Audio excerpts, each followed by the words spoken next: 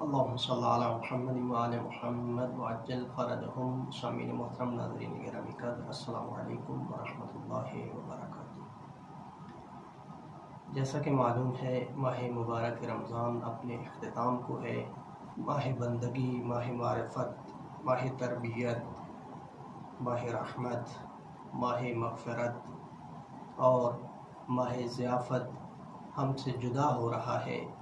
تو اب ایسے ہی ہے کہ جیسے کوئی بامعرفت، باکمال، باشرف، بعظمت مہمان ہمارے گھر میں آتا ہے تو ہماری سعی اور کوشش یہ ہوتی ہے کہ ہم اس مہمان کو بڑے اچھے انداز سے رخصت کریں، الوداع کریں۔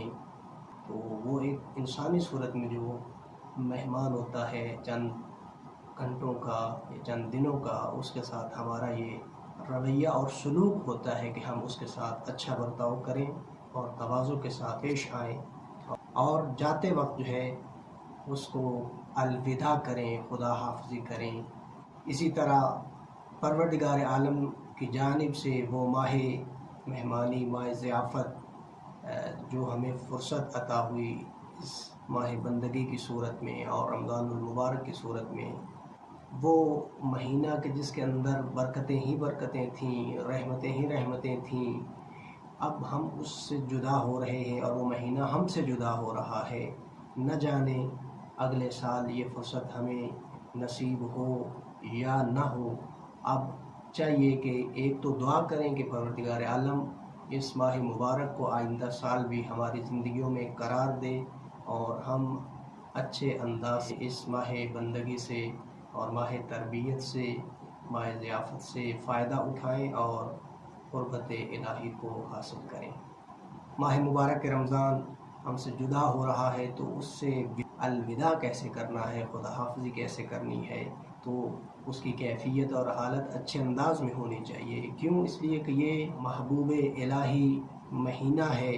جب جا رہا ہے تو ہمیں پاکیزگی اور طہارت کی حالت میں باوضو ہو کر تلاوت قرآن کرتے ہوئے اور استغفار کرتے ہوئے، اس کے ساتھ ساتھ ندامت اور محبت کے آنسو بہاتے ہوئے اور بے قراری اور بے چینی کا اظہار کرتے ہوئے ہمیں ماہ مبارک رمضان کو رخصت کرنا چاہیے۔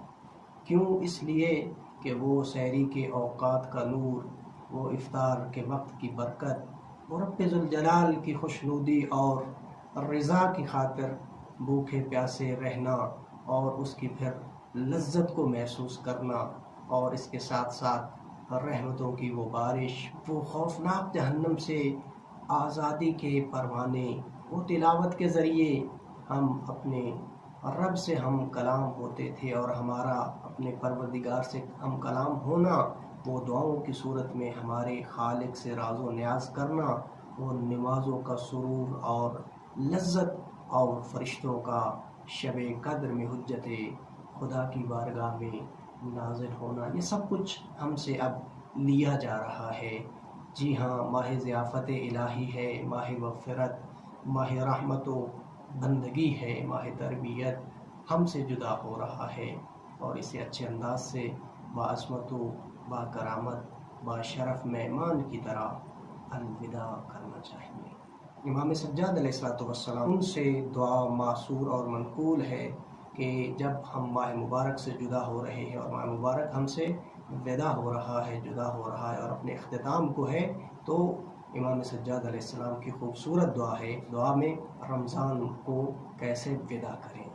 تو صحیفہ سجادیہ میں وہ دعا امام علیہ السلام کی موجود ہے۔ انشاءاللہ سعی اور کوشش کریں گے کہ ہم ماہ مبارک کی آخری گھڑیوں میں اس دعا کو ضرور پڑھیں، تاکہ پروردگار عالم ہمیں آئندہ سال بھی یہ سعادت نصیب فرمائے کہ ہم پروردگار عالم کے اس ہدیہ کو، تحفہ کو اپنی زندگی میں پا سکیں اور اس سے اچھے انداز سے استفادہ اٹھا سکیں۔